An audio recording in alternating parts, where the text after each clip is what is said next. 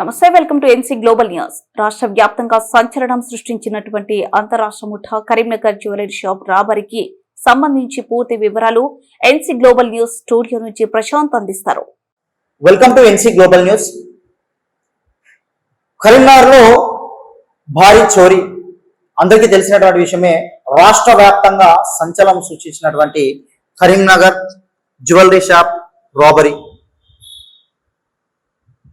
వివరాలు మొత్తం చూసుకున్నట్టయితే కనుక పిఎంజి జ్యువెలర్స్ కరీంనగర్ లో పట్ట పగలు అందరూ చూస్తున్నటువంటి సమయంలోనే డైరెక్ట్ గా దుండగులు జ్యువెలరీ షాప్ లోకి ప్రవేశించి సిబ్బంది పైన తుపాకులతో దాడి చేసి మరి అక్కడ ఉన్నటువంటి బంగారాన్ని చోరీ చేయడం జరిగింది. ఆ తర్వాత దుండగులు 2 బండ్లపైన అక్కడి నుంచి పరారయ్యారు. ఒకటి పల్సర్ బండి, ఒకటి అపాచీ బండి. 2 పల్సర్ బండ్లపైన పరారైనటువంటి దుండగులు అక్కడ నుంచి నిన్న జగిత్యాల జిల్లా ధర్మపురిలోని ఒక లాడ్జ్ దగ్గర ప్రత్యక్షమయ్యారు. అక్కడ సీసీటీవీ ఫుటేజీ ఆధారంగా దుండగుల కదలికలు చూడడం జరిగింది. వాటి ఆధారంగా ధర్మపురి ఘాట్ రోడ్లోని గోదావరి నది తీరం దగ్గర పల్సర్ బైక్ను వదిలేసి వెళ్ళడం జరిగింది దుండగులు. ఆ పల్సర్ బైక్ ను స్వాధీనం చేసుకోవడం జరిగింది. దాని నెంబర్ ప్లేట్ కూడా ఒక ట్విస్టే. ఆ నెంబర్ ప్లేట్ ను ఒక కారు నెంబర్ ప్లేట్ గా గుర్తించారు. దాన్ని ఈ బైక్ అమర్చి మరి దుండగులు ఈరోజు దోపిడీకి పాల్పడడం జరిగింది. కాబట్టి సామాన్య ప్రజలు భయభ్రాంతులకు గురవుతున్నారు. ఎందుకంటే అంత పట్ట పగలు, అది ఒక అతిపెద్ద నగరమైనటువంటి కరీంనగర్ లో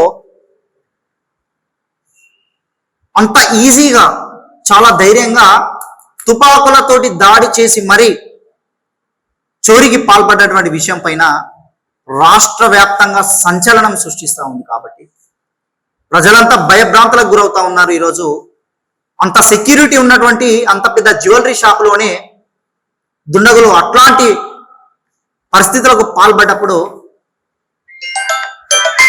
నార్మల్గా ఉన్నటువంటి వ్యక్తుల పైన వాళ్ళందరికీ కూడా భద్రత ఏది అనేటువంటి క్వశ్చన్ జనాల్లో ఈరోజు వాయిస్ రేజ్ అవుతా ఉంది. ధర్మపురిలో బైక్ వదిలేసినటువంటి దుండగులు ఇటు మంచిర్యాల వైపు కానీ లేదా అక్కడ గోదావరి నది తీరం దాటి మహారాష్ట్ర వైపు కానీ వెళ్ళినట్టుగా అంచనాలు వేస్తా ఉన్నారు. కాబట్టి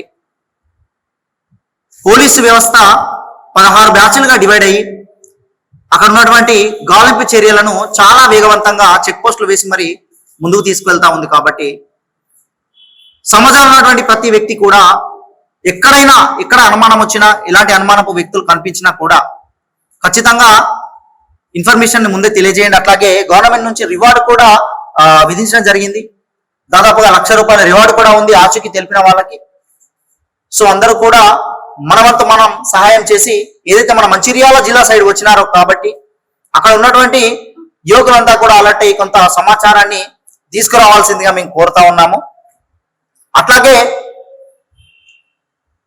చాలా చోట్ల ఇట్లాంటి దోపిడీలు జరుగుతున్నప్పటికీ కూడా మన కరీంనగర్లో జరిగినటువంటి దోపిడీ నిజంగా అందరినీ భయభ్రాంతులకు గురి చేస్తూ ఉంది. ఎన్ని రోజుల నుంచో ఒక స్కెచ్ గీసుకున్నట్టుగా వచ్చి డైరెక్ట్ గా దాడి చేసి అక్కడ ఉన్నటువంటి బంగారాన్ని దోచుకెళ్ళడం జరిగింది. సో దీనిపైన ప్రజలంతా కూడా భయభ్రాంతులకు గురై ఇప్పుడున్నటువంటి ఈ వ్యవస్థలో అంత పెద్ద నగరంలో అందరూ చూస్తున్నటువంటి సమయంలోనే ఇంత పెద్ద దోపిడీకి పాల్పడ్డటువంటి సమాజంలో సామాన్య ప్రజలకి భద్రత ఎక్కడిది అని క్వశ్చన్స్ కూడా రావడం జరుగుతుంది. కాబట్టి సో ప్రజలందరూ అప్రమత్తంగా ఉండాలి. ఎక్కడ కొంచెం అనుమానం వచ్చినా కూడా వెంటనే ఇన్ఫర్మేషన్ తెలియజేసి జాగ్రత్తగా ఉండాలని చెప్పి ఎన్సీ గ్లోబల్ న్యూస్ తరఫున తెలుపుతా ఉన్నాము. ఇంకా మరిన్ని వివరాలకు చూస్తూనే ఉండండి ఎన్సీ గ్లోబల్ న్యూస్.